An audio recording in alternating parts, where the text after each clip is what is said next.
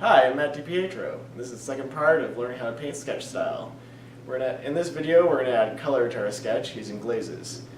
And I know you want to get started painting right away, but I need to let you know about paint translucency first. There's a few different types of paint and they have different types of translucency and it really affects our glazes. So we're going to do a little exercise and then we're going to get straight to painting. Alright, let's hit the painting table. Okay, so in this exercise we're going to be learning about opacity. This is really important in our practice of the sketch style because if we use paint that's too opaque, it's just going to cover up our sketch. That's not what we want. We want our sketch to show through the layers of paint. So I'm going to introduce you into a few different types of paint. Some paints are really opaque. For example, this cadmium red, if I were to paint it on at full opacity, it would nearly cover up our lines.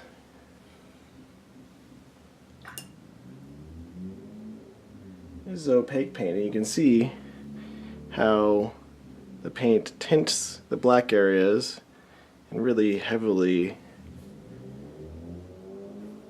tints the white areas.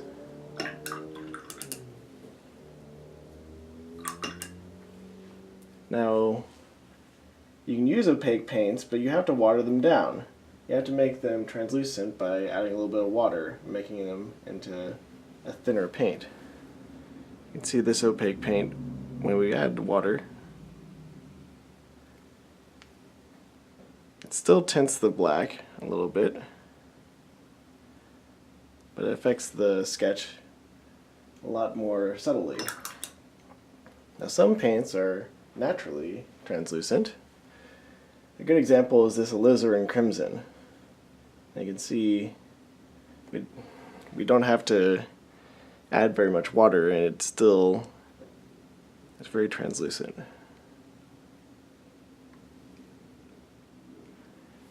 These translucent paints are perfect for using the sketch style. And the most translucent of all paints is ink.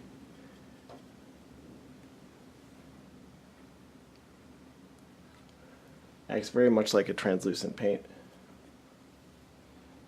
We'll use ink a lot in our sketch style practices. Well, let's head over to the painting table and get started on our miniature. Alright, we're back to add some color to our barbarian here, our dark growth chieftain. We've already added a bunch of different colors to our palette here. Some of them are inks, some of them are paints, some of them are even metallics. We have our metallics over here. We got some browns, a variety of browns. These are the paints we're going to be using for our skin tones. And here are some colors we're going to be mixing in here and there. So, as we're painting, I'm going to try my best to tell you what kind of paints we're using. Every time I'm talking about an ink, it's going to be an ink from De La Rowley.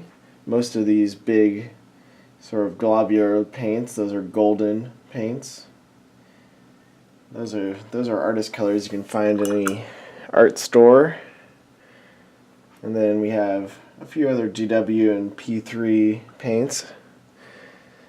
And as I'm painting, I'll just call those paints out to you. Alright, let's just dive right into the painting here. Now, when we're adding color, we're going to be doing this through a method called glazing. Now, glaze is kind of like a wash in consistency. It's watered down.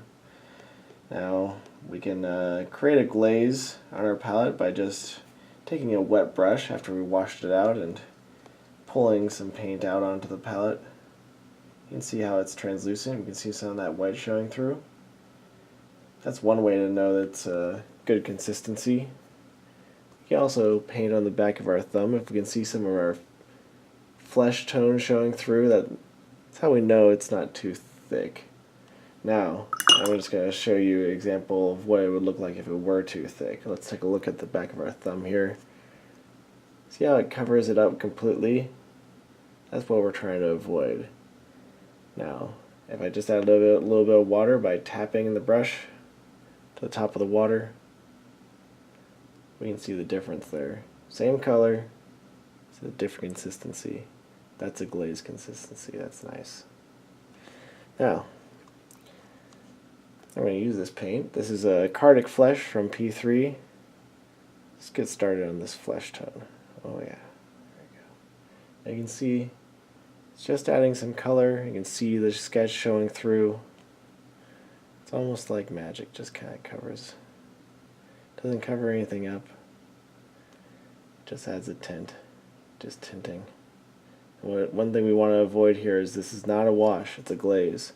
The difference is, with a wash you might allow that paint to pool in the recesses to give yourself some extra definition, but we don't want that because we already have as much definition as we want using our sketch, and if we were allowed the paint to pool, we'd actually start to cover up that sketch in ways we don't like. So anytime we see paint pooling, we can take that paint and kind of spread it out over a larger area. If we run out of area to spread it out in and it's still pooling paint, just wipe your brush on something that's absorbent, or even get some paint out of the brush by wiping it on your finger and then coming back and sucking some of that glaze up until it's no longer pooling. That way you get a thin, even coat, and it's going to tint instead of wash. Just want to tint the areas.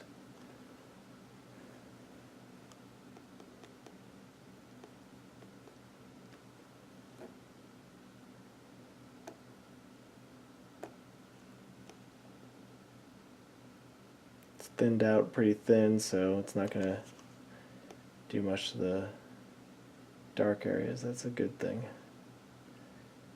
We're going to do a few extra steps on this flesh to make sure it doesn't look too dead.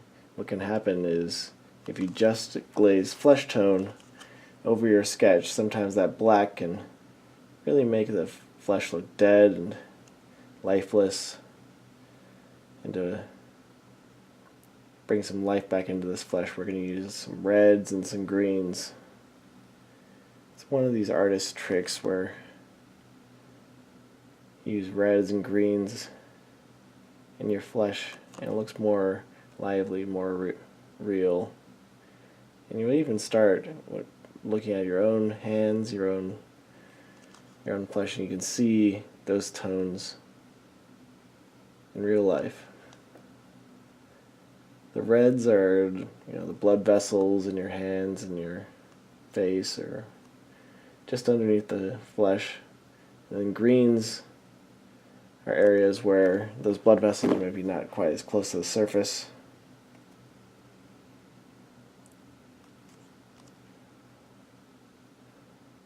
Kind of balances out the red. If you know a little bit about color theory, red and green are complementary colors. They're opposite on the color wheel and create additional contrast, additional color contrast. Color contrast isn't as strong of a contrast as value contrast. So first and foremost, our sketching really brings in and defines our value contrast. Now is our turn to play with colors, color contrast, composition, placement.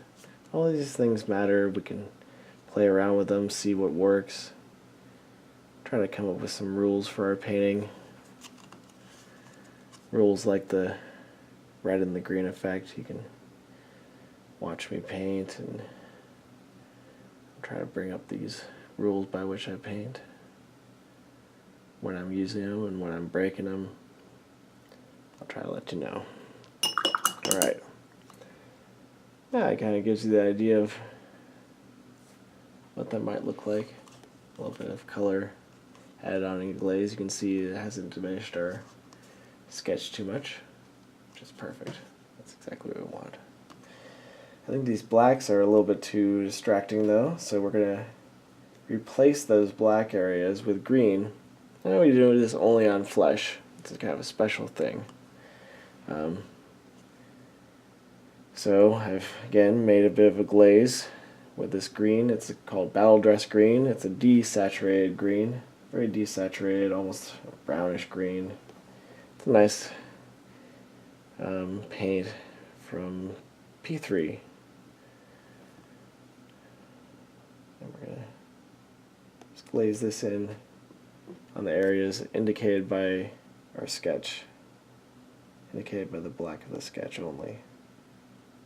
Just going to glaze it in there. Just going to soften things a little bit.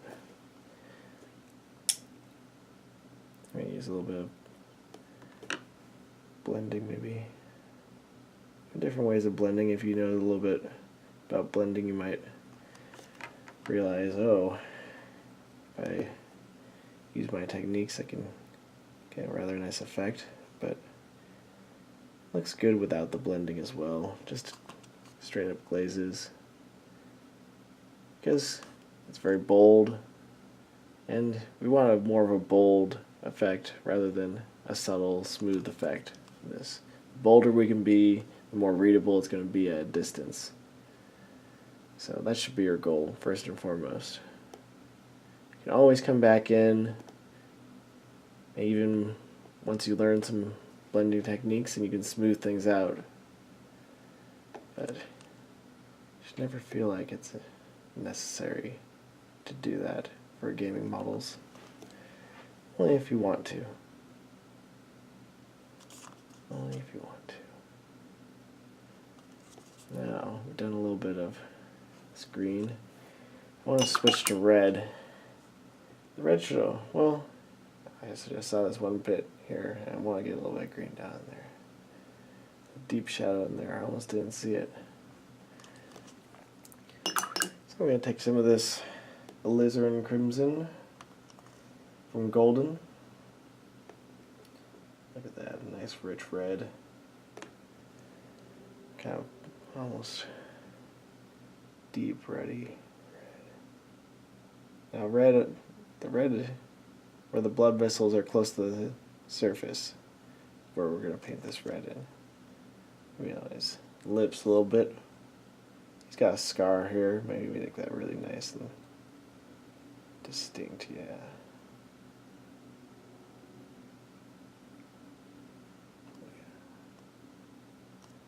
Nice scar.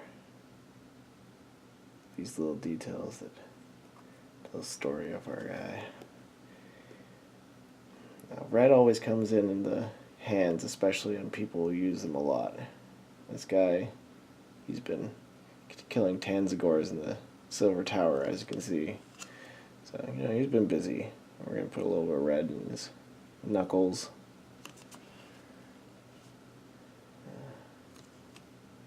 His knees.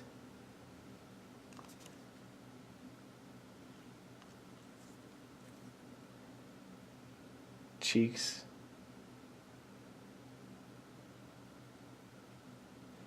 Definitely these knuckles on the left hand side. Yeah, that's looking good now.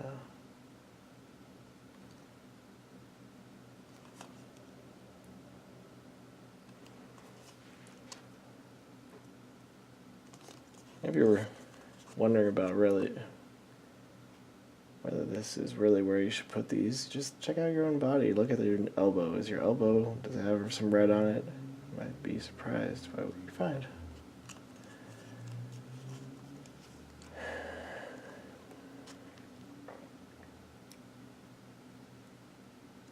Alright.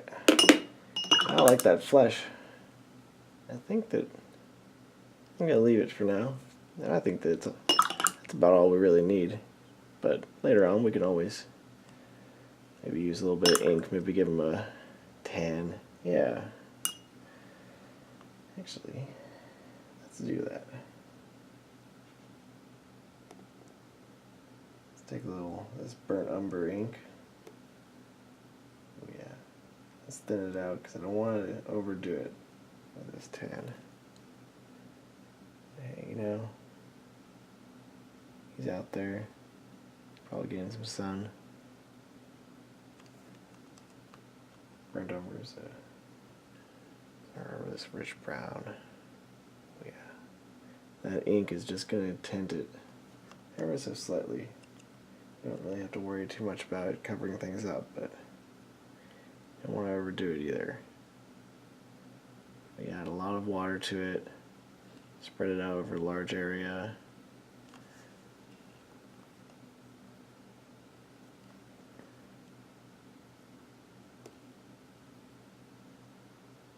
If you want to be really efficient, you might wait until there's a couple things that will need the attentions of this ink. You could combine steps and save even extra time, but we're not going to worry about it too much. I'm just going to do what comes to mind and try to describe to you what I'm doing, why I'm doing it, how I'm doing it, so you can do it at home on your own models. Now let's just start filling in some of these leather areas. We have a bunch of browns here on the palette. I'm just going to call them out here. This is burnt umber paint. We have burnt umber ink. They're actually rather different. We have Van Dyke brown, sepia ink. This is burnt sienna ink. And we use just a combination of these to paint the leathers on the model. I'm going to use this burnt umber paint from Golden. Paint some of the scabbards and leather areas. Yeah, look at that. Really just adds instant color, instant definition. So this is sort of watery paint. I'm not going to cover things up. You can even add some extra texture with it if you want. Some extra sketching. Or this is your first sketch style model, I encourage you to just get a feel for that glazing, especially if you haven't glazed much before. Try to see what that consistency is like.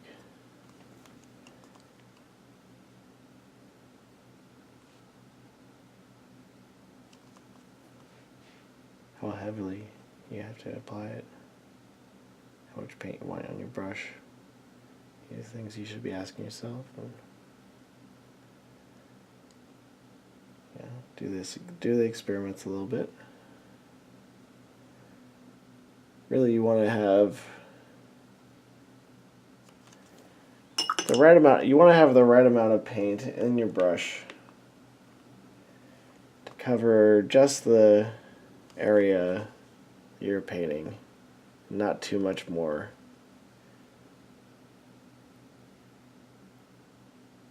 If you have too much more, it will pool, like we were talking about. In that case, you just need to remove some moisture from your brush and pick up the excess paint. Or pick it up and use it to paint a different part of the model. Use some P3 Battlefield Brown to paint his boots. It's a little bit less lively of a brown, more neutral. That'll keep the attention away from his boots. And add a little bit more variety to the numbers of browns and neutrals on the model. We don't want to use just one brown for all the leathers. He probably has a lot of different types of leather, different types of kit on him. We want to kind of indicate that. I can kind of dab with my finger a little bit to remove some paint, to bring some of that highlight back in. Give it some texture. Feel free to use those unconventional ways of painting. They can be pretty fun. Alright, let's try this Van Dyke brown. I think I want to use it for painting these straps on his gauntlets. Yeah, it's a deep paint. This is a clear paint, so you don't have to water it down quite as much, like we were talking about before. The clear paint, kind of lay it a little thicker, a little heavier,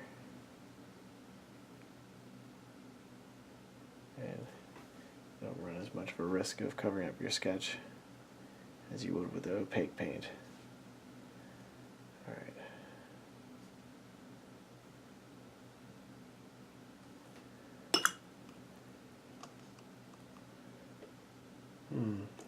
Yeah, I just saw his straps on his chest, so I'm going to come back with that burnt umber we were using before, because I like this. It's nice rich brown, really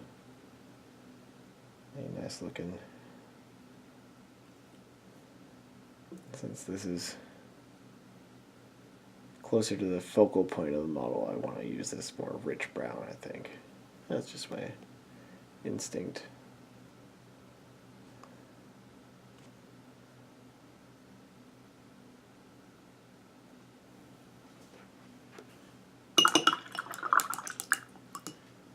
Oh yeah, he's looking nice and sinister there.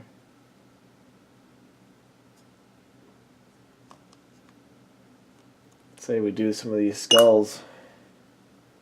We have a few different paints that we're going to use for that. We got this raw sienna. This is a pretty rich paint. A little bit too rich. I think I'm going to add a little bit of white to this paint.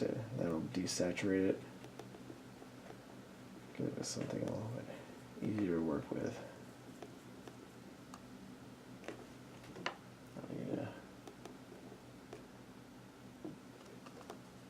Check and see that it's not going to cover things up too much. Yeah, that's a good one.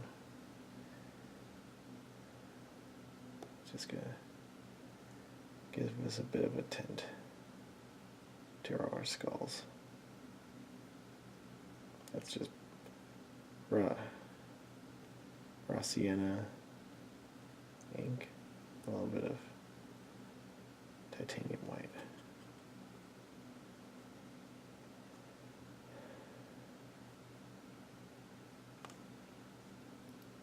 There's plenty of good bone colors in your range. You don't need to use the paints that I've listed off. You should be able to make a glaze from any of them by just adding a little bit of water to it. You don't need any mediums, just add water until it starts to thin out. You can use the paints I'm using, or you can use your own. Just kind of experiment. Don't feel like you have to copy this word for word, paint for paint. Focus instead on the lessons you might learn about painting itself. And just apply that to what you're already doing, your own army. Otherwise, it's just a tutorial on painting this one model in this one way. That's not what I'm about at all. I want you to learn about different methods of painting, different lessons, rather than just copying. That's the way I like to teach. Doesn't mean the other ways are bad or wrong. It's just my own personal preference. Alright, gotta get the back.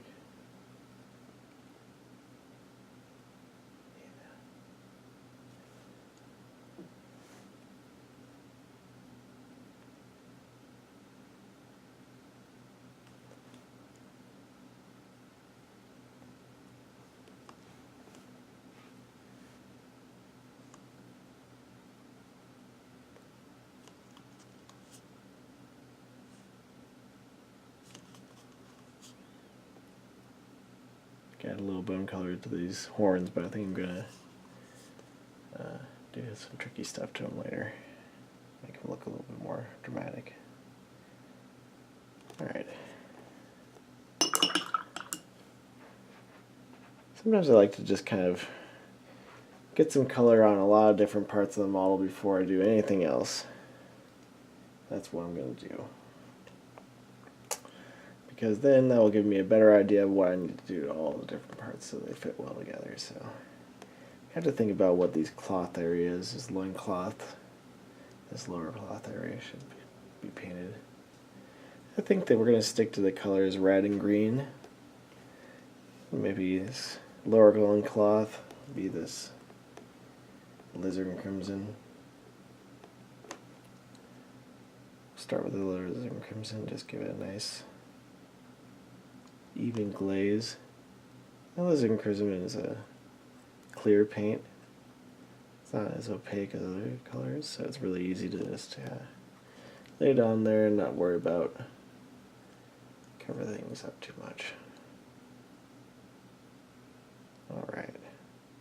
Look how it just adds instant color while preserving those highlights and shadows that painted on during that sketch stage. Isn't that cool? Yeah.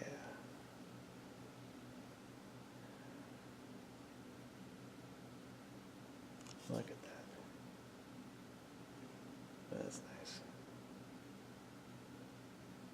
Alright. Now let's turn around and get this the back of him.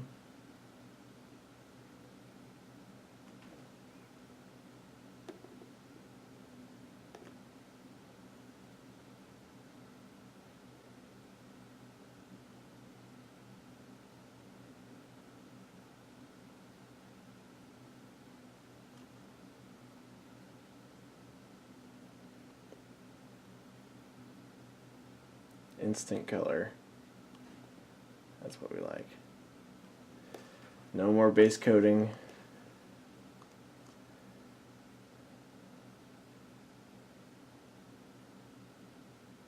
I always found base coating to be the most boring part. It's big solid colors. Ooh. Takes a long time. Gotta paint within the lines. No more of that. We're going for freedom now. Alright. Again, we'll maybe stick in the red and green. Maybe this cloth up here should be some sort of shade of green. We have some greens up here on my palette. I have a couple of inks. This is olive green, sap green. Yeah, maybe I'll start with this olive green. Nice and bright. Probably a little bit too bright. Let's mix in some of that battlefield brown. The olive green ink. Yeah.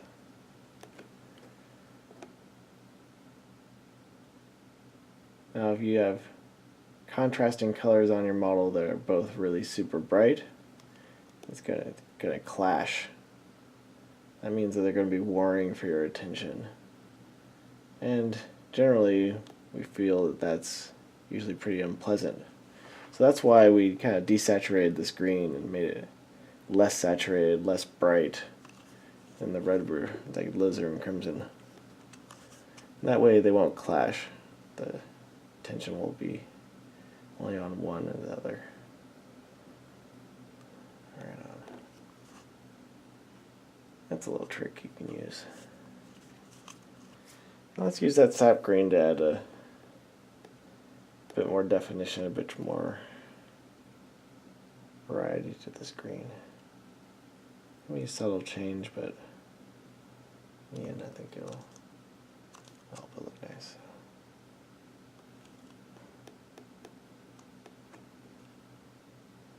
Sap green ink.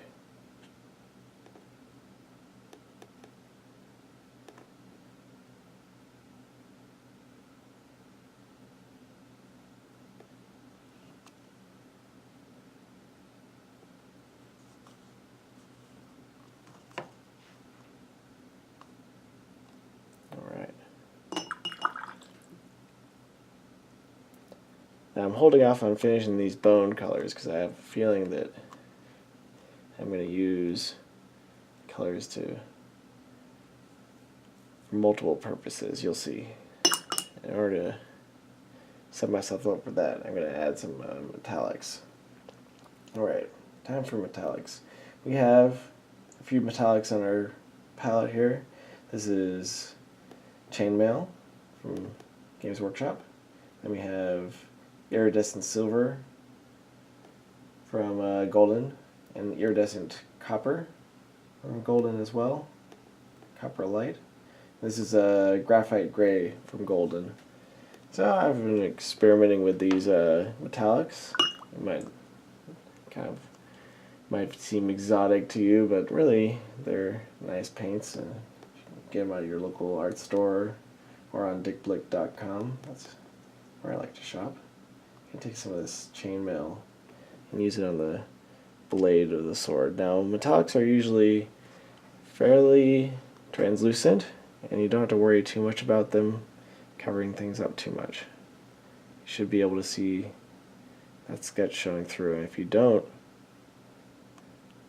let's take a wet brush and spread that metallic out a little bit more until you get to see some of that black sketch showing through. Yeah. It will soften the sketch a little bit, but you should be able to see those scratches and everything through the layer of paint. That gives that metallic sheen to it. It's gonna look real nice.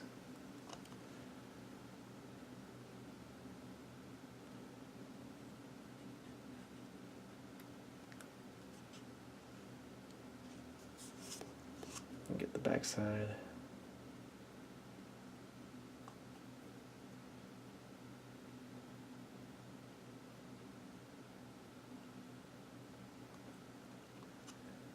Alright. Yeah, the chainmail's a nice color. I'm going to take this graphite gray. This is a cool color. It's kind of like graphite paint. So originally it looks kind of gray, but it has a metallic sheen to it, which is really nice. I'm going to glaze that in there, just in the shadow areas. We can tell where to put it by looking at our sketch. Just paint it in where our sketch is in shadows. That's going to bring some definition back in, but do it in this graphite paint. Pretty neat. Adds a really unique sheen to the metals, and I like it a lot. It's a new paint I found recently, and I've been really enjoying it. I think you will too. Alright. Graphite gray golden paints. Yeah, it's really nice. Paint in some more of that. Ooh, yeah. I'm liking that.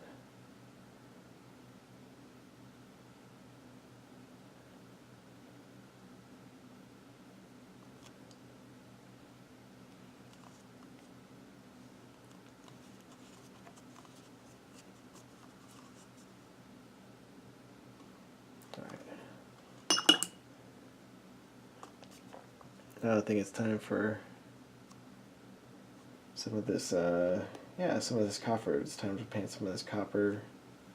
We're gonna add a little bit of water to this to make sure it's kind of glazy. I don't want to cover up too much of this sketch. Metallic. Glaze it on. It's covering up too much. Wipe a little bit off, maybe even just on the back of your thumb. Pick it up again before it dries. Spread it out. Should be able to see that sketch showing through, okay? Not quite as distinct as it was before, but plenty good. Really get that metallic on. Paint some of his word gear as well.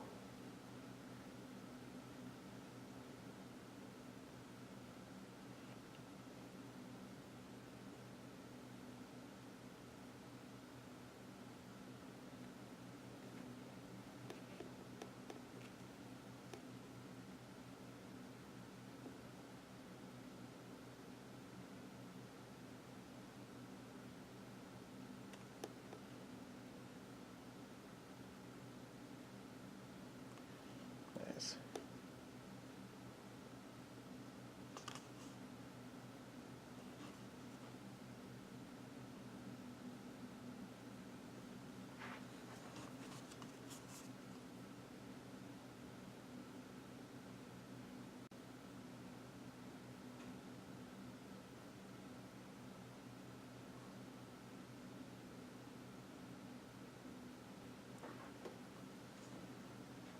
All right.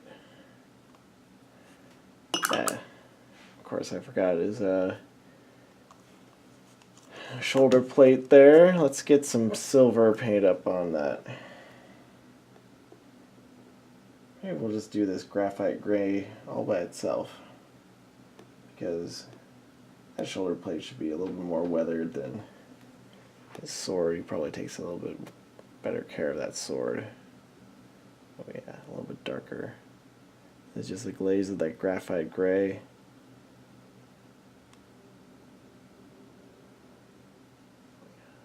Looks nice, huh? I like it.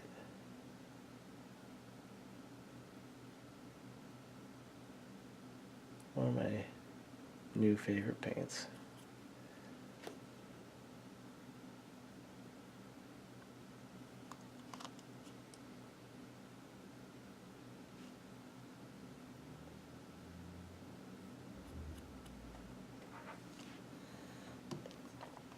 You can even glaze a little bit of this graphite gray onto the copper areas. A little bit of weathering and darkening of the copper. Gotta get the back.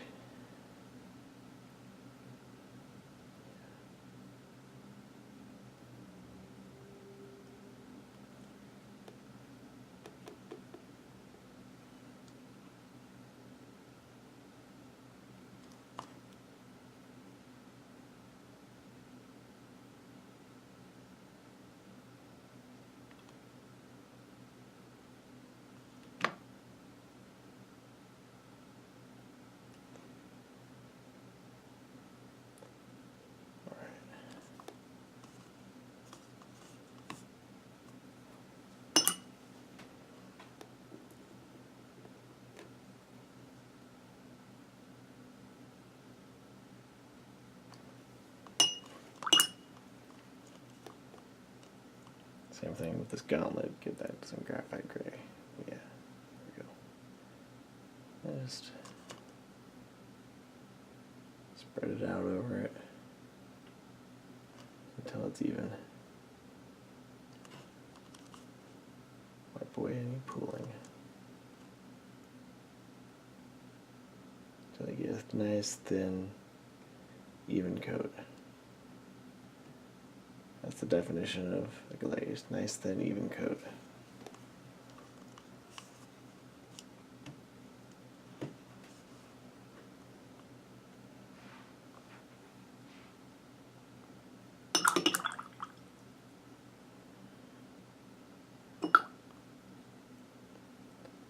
Right, I'm just gonna get a little color on the rest of the elements of the model.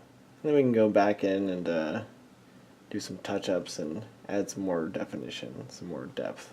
Alright, and that means this Zanzigor head. Yeah, these guys are denizens of the Silver Tower. They're Tzeentch Beastmen. That means they got blue flesh. And we got a few blues on our palette here. This is Azurite blue. This is Phthalo turquoise. Prussian blue. This is processed cyan ink. This one here is Rhony blue ink. Yeah, Rhony blue. This one's super bright and very saturated. I like it, but we're going to save that for later because it's super saturated. We want to kind of do some more of these opaque paints first. We're going to start with the Azurite blue, or at least saturated blue. Just give it a nice thin even coat. That. Yeah. And these paints are all from De La Rowley. The inks are from De La Rowley. The paints are from Golden. So this is Azurite hue from Golden. We're going to bring it up into the horns a little bit. But not all the way up. Just kind of tapping it. Adding a little bit of the blue color into the horns. Just the base of the horns though. I'll do the rest of this flesh just in a little bit of the Azurite hue. Just give it a little bit of it. Not too much. Make sure that you can see the sketch showing through. Test it on the back of your thumb or somewhere else. Make sure that it isn't covering up too much of the sketch. We don't want that. Alright.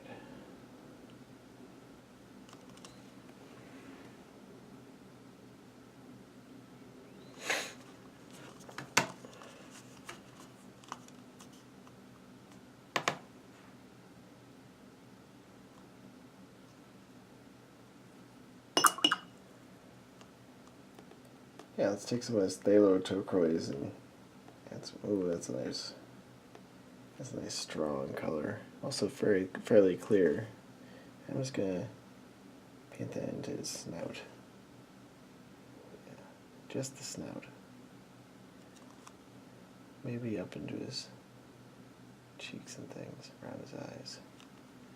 I want to have it concentrated just towards his snout, and the reason is that I like these beasts and things to have some color variation from one part of their flesh to another.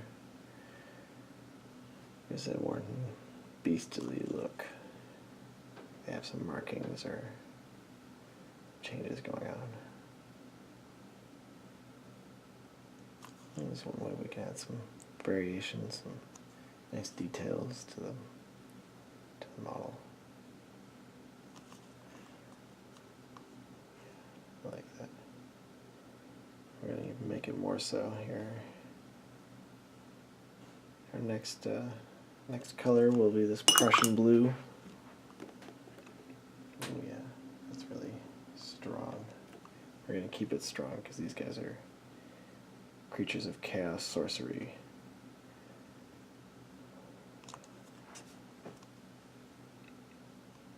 Good.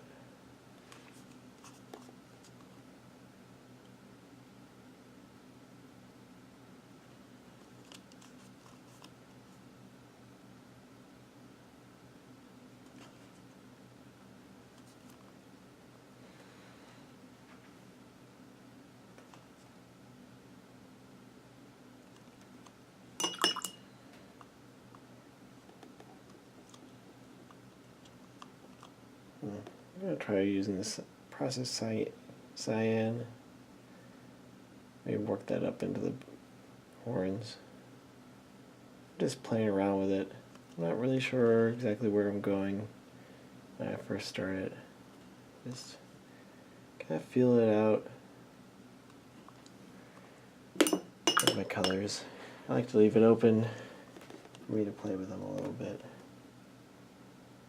Add another coat in of the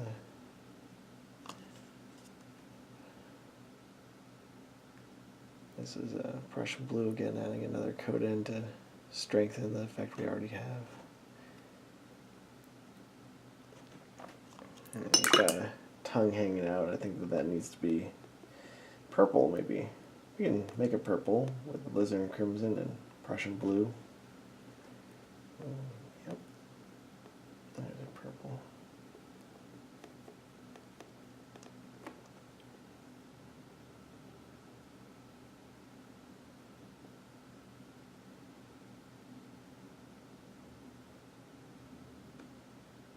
Maybe work that in around the eyes too.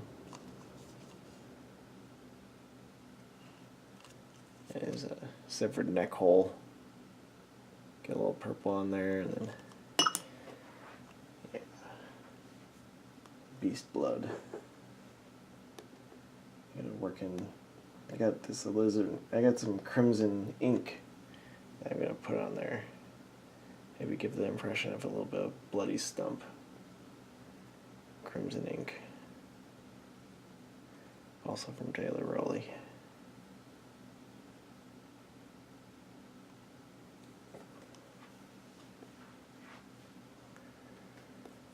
Now I think that crimson is a little bit too close to the alizarin crimson of his loincloth. So I think I'm going to change the loincloth a little bit by adding a little bit of scarlet ink. Now scarlet ink is a little bit more on the orangey side. And these two combined are going to make a kind of more bright and vibrant red that's balanced between crimson and more of a cadmium red sort of thing. Here we go, let's see. Oh yeah, a little scarlet ink. That's what we needed. I like that.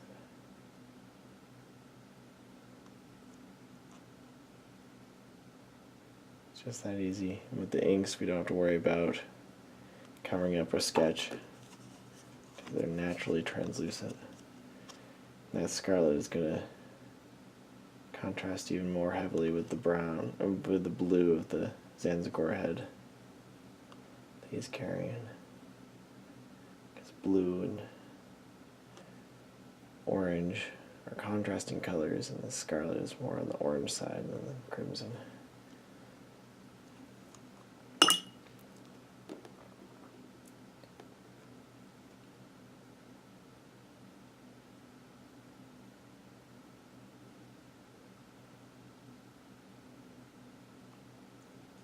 That's pretty cool. Alright. Now, I think that these metallics, especially the copper, needs a little bit more definition. So, in order to get the definition and be able to see a little bit better, I'm going to use a burnt umber ink and just glaze those areas with the burnt umber ink, and hopefully that will make them look brighter and stronger and give us more definition. But since it's ink, not only will it not cover up your sketch, but that metallic-y sheen will shine through the ink. It'll still look metallic-y. It'll still look metallic. Now if you were to use an opaque paint, it would dull your metallics. It would keep, it would make them look dull.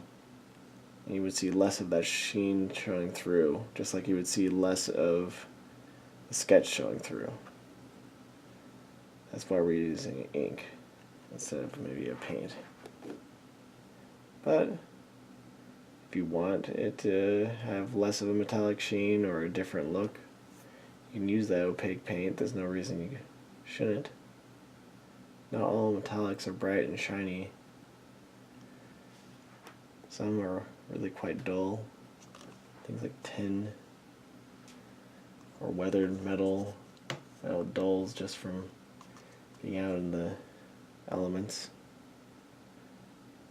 This guy takes good care of his sword at least, but we'll leave his shoulder pad pretty dull, I think. Some pouches that we missed here.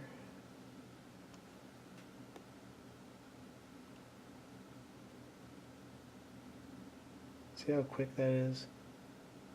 See how quick we can just add a little bit of color and be done with it. Move on to the next thing. Don't have to worry about our base coat and all that.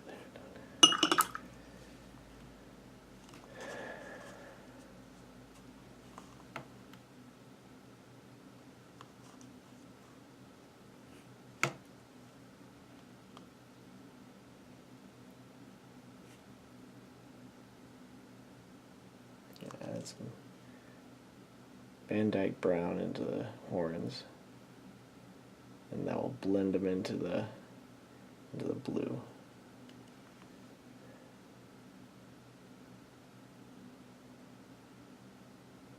Yep, that's what they needed.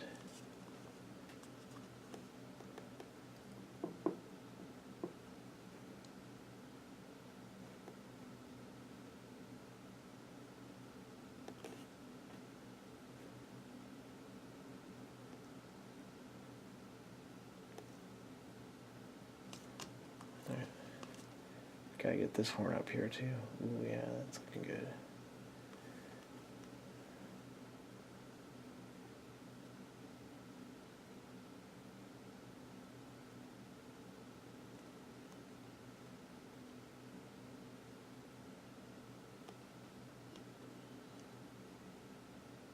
Maybe use some of that burst sienna mixed in with the Van Dyke brown.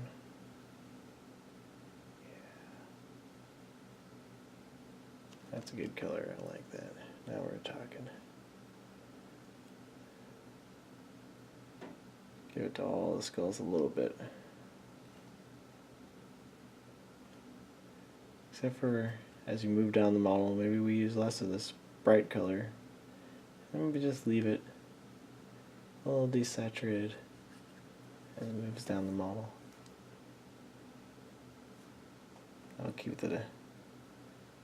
everything focused up here. There's his face where we want it. Alright.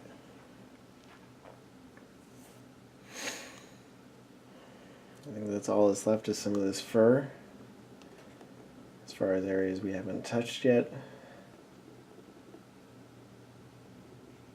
And this fur is going to be black.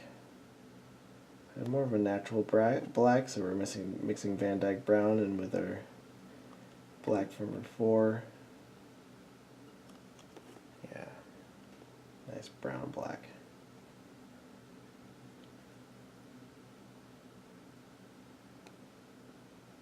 There we go.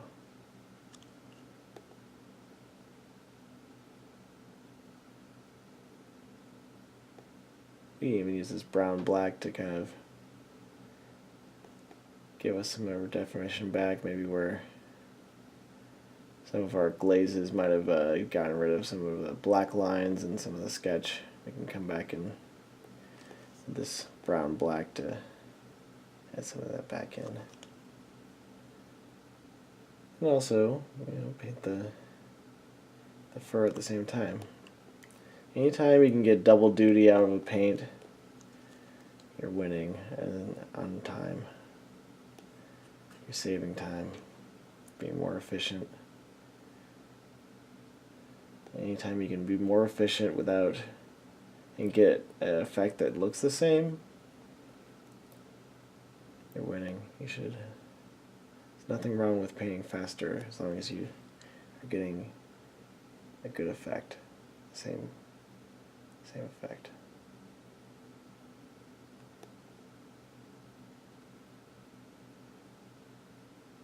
No one's going to be impressed with how long something took. If it took a long time, doesn't mean that it was necessarily painted better. All I care about is end result.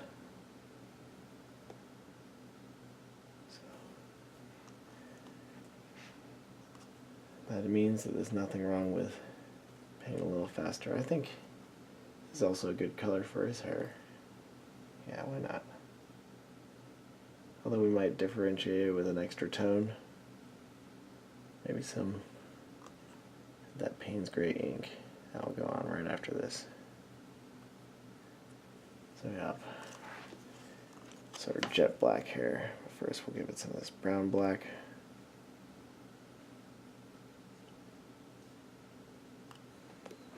Let's go with the Payne's Gray ink. Make his hair this jet black. Oh yeah, jet black hair. I like this Payne's Gray ink. It's just beautiful black.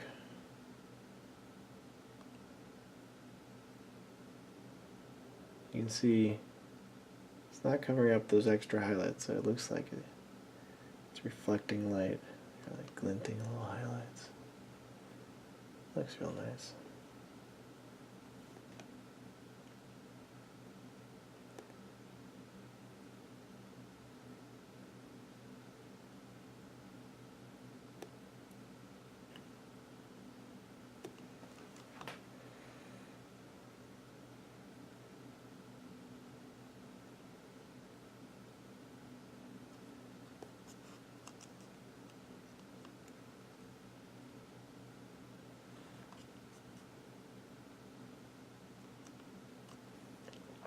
He's got a little gemstone here. It can be painted in some very quick steps to make it look like a gemstone. First thing we do is we're going to black it out. Some black paint.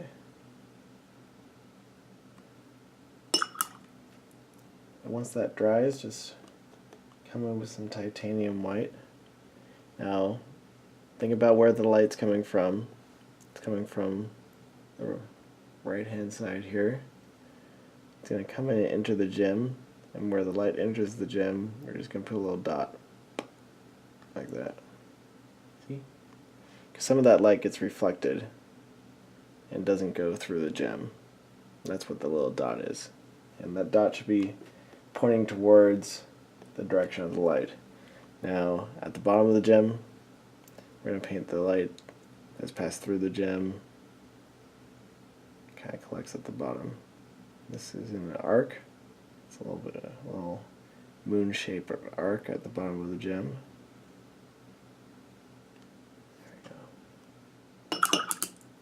I think for this one, we're going to do a vibrant green. Let's use a different ink here. We got emerald green ink. Yeah, that's nice and saturated, good jewel tone. We can just glaze that ink over top. Glaze it over. At that point, that little white dot in the upper right, leave it. Don't put the glaze on it, because that's where the light reflected. You can see a nice, simple way to paint a gemstone in 3 easy steps. Boom, boom, boom. Now we're just down to some details and maybe some subtlety here. Let's do this cordage. Give it a little color.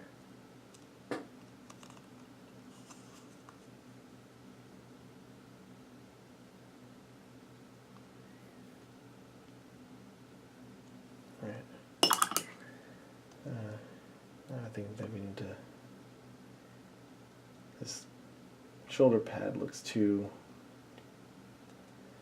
Shoulder pad just looks too clean, so let's give it a little bit of that brown black we were using. Really watered down though. Just a few spots. Not all over everything. Just in a few spots to give it some variation. A little bit of variation. You don't want things to look too uniform, especially if it's supposed to be weathered. We can use that in some of these areas as well.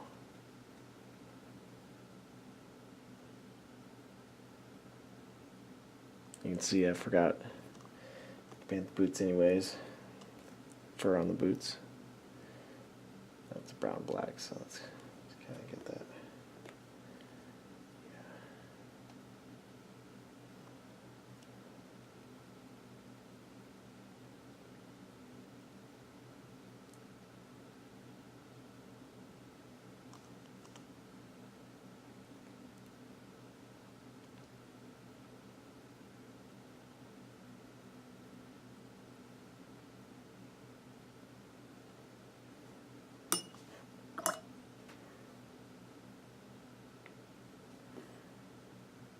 Now it's like at this point where you'll see, it's likely at this point you'll see all sorts of things you might have missed, so it's really natural to jump between a bunch of different colors on your palette and kind of touch up and hit those areas you might have overlooked in a previous stage. Maybe add some of the black lines back in. They might have been dulled by your glazes. Little tweaks, little changes, little refinements.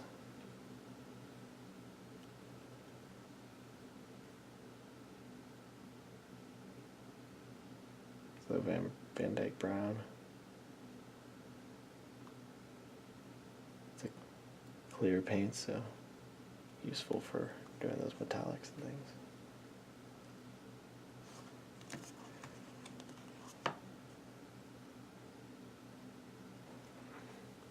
I think that we're nearing completion.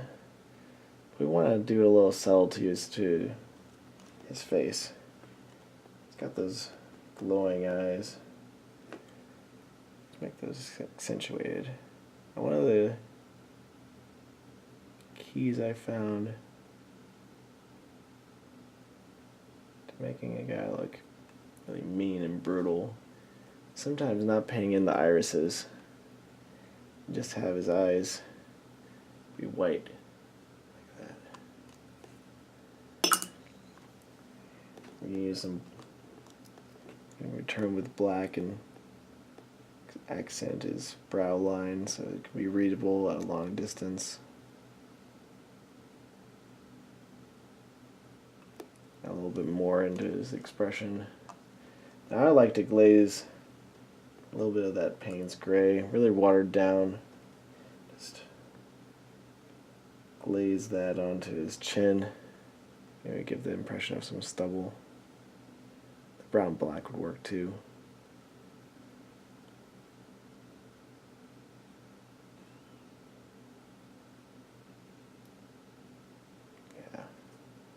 looking nice and dark, nice and mean.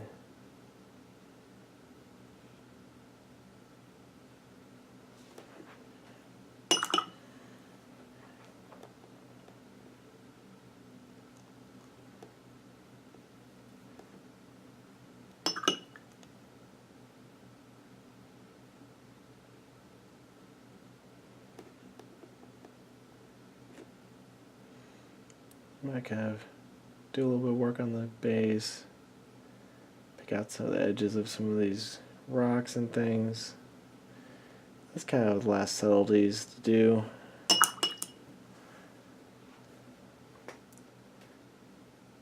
I think that's a pretty good looking model. Well, I hope you enjoyed this sketch style demo and you try out the techniques on your own.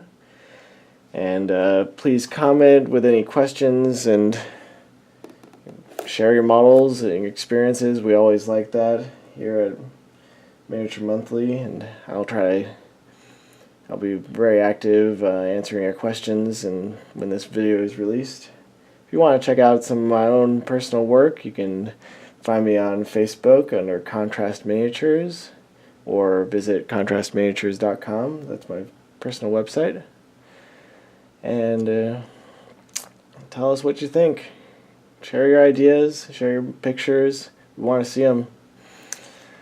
Well, until next time, I hope you paint bravely, and we'll see you in the next video.